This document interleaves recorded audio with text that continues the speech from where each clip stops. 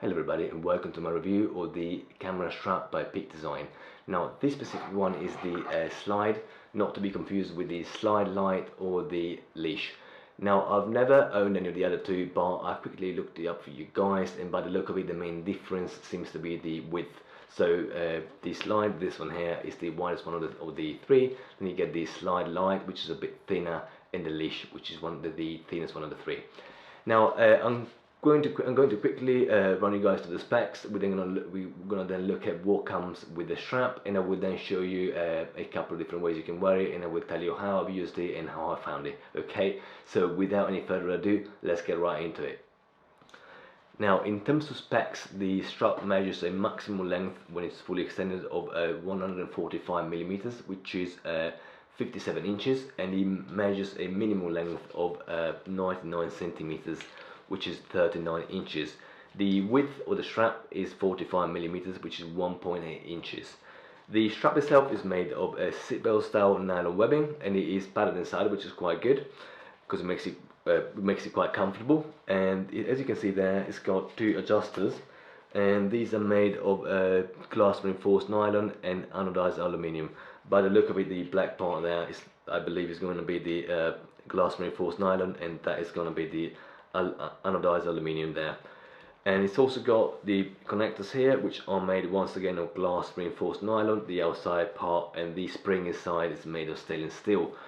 Then you've got the anchors, which are made of a two-layer anti-abrasion woven thermoplastic, and according to the website there, it can withstand over 200 pounds, which is equivalent to 90 kilograms. And I've myself used it with my Nikon D800 in conjunction with my 500mm Sigma, which is quite a heavy combination, and it worked just fine. I had no issues. Now, in terms of what the lens comes with, I purchased it a while back, so I didn't actually remember what it came with, but I quickly looked it up for you guys, and we're going to run through that quickly now. Also do keep in mind, however, that could change in the future, so if there's a concern, do check that on the website before you purchase the strap. And it comes with with the strap itself, it comes with a 4mm Allen key. It comes in four anchor connectors, so if you're gonna get 4 of these, and one anchor mount, which I currently have at the bottom of my camera there, and as you can see, you can attach 2 anchors to that one. It also comes with a microfiber pouch, which I remember having at some point, but unfortunately could not find it anywhere, but it does come with that one as well. And now, in terms of what I've used it for, I've used it for portraiture, I used it for wildlife, and I used it for events as well. So I've used it in a variety of different situations. It is quite a versatile strap, and I've used it with a combination of different lenses. As an example, I used it with 85mm and 50mm lenses when I do portraiture. I've used it with my 70mm as well, doing it, covering events, etc. And also with heavier lenses like my 500mm Sigma there, and it worked fine with just all of them. Now let me quickly show you a couple of different ways you can wear it. Okay, so now I'm going to show you a couple of different ways you can wear the strap, and I'm going to share my thoughts after using for well over a year in terms of how I found it, and how practical it is.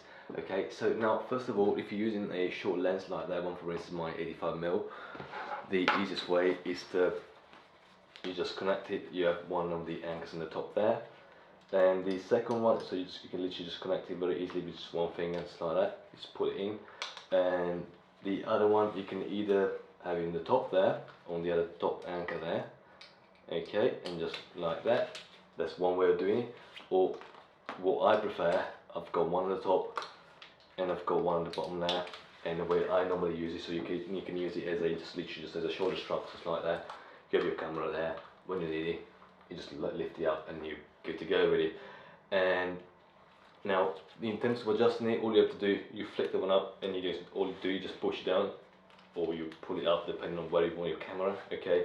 Now, just to give you an idea, I am 6'2", so now that's almost fully extended, and the camera is about down there. It is actually way too far down, so I'm going to pull it up a little bit. so about there, so I can actually reach it quite easily. Now when you're carrying it around with you, one thing to keep in mind is that the nylon side is quite smooth, which is good because if you need to use it you don't want it to stick to your clothes, okay? However, the reverse side there is rubberized, okay? So if you just walking around, you don't want to continuously slip down your shoulder, you just flip it around, do that, and you're good to go. And they just won't move, okay? At least never did with me, and it's quite comfortable. So and then once I'm shooting, all I do, flip it around, and you're good to go once again. So that is one way to wear the strap. Another way would be to use it as a sling like that, okay? In that case, you might want to make it a bit longer, okay? So you just have it like that, so you don't have to worry about the rubberized base. Just always leave it on the smooth side. Really, that's what I do anyway. And you can just, and you're ready to go. Now, personally, I prefer to use it as a shoulder strap as opposed to a sling. That's mainly because I feel like I can, I don't know, I feel like I can move a bit more, and I prefer that. But that is just my personal preference. Now, another way I use it very often, I walk around with it, okay. And then when I find a nice place, a nice spot where I want to shoot, all I do, I just literally do this, and I use it more for safety than anything else, or if I need to explain something to the customer, I literally leave it hanging for a bit. I explain what I need to explain, and then I keep on shooting again, and as we move, I put it back on my shoulder. That is my favorite way of using it, but then we're all different, so different people will find it more convenient to use in a different way, in a different way possibly. Okay, but that is the main ways you use it. Now, if rather than having a short lens, you have got a long lens, like as an example, my 70 to 200mm there. Let me show you how I use it with that one. So the main difference that I would normally put the anchor on the lens there. Okay, so I've got one anchor on attached to the camera and one attached to the lens. So that I don't want to put all the weight of the lens just on the camera mount. Okay, so normally wear it like that, and you're ready to go. Okay, now one thing I wanted to show you is that if you are wearing a camera bag, okay, like my one here. Okay, let's pop the one on. Okay, now obviously the strap will be resting on top of your bag's shoulder strap there. Okay, so it might not be as comfortable, but there's no real way around that. But to be honest, I personally found it quite comfortable, so I never had any issues with it. So you're just going to rest on top of the shoulder strap there.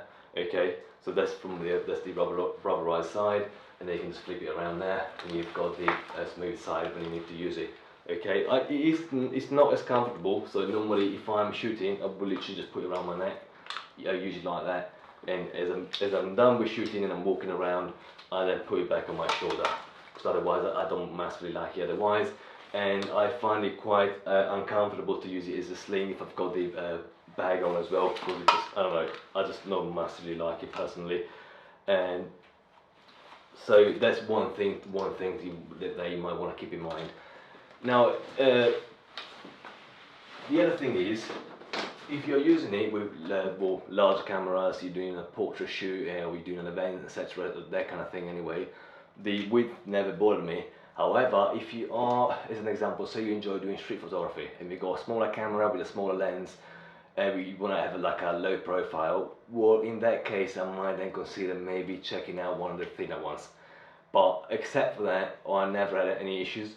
And as an example, I also use it with two cameras, where I've got, where I use my spare system to have one camera on my hip. So I have that one there on the hip, so you can have one camera, hanging from there, okay.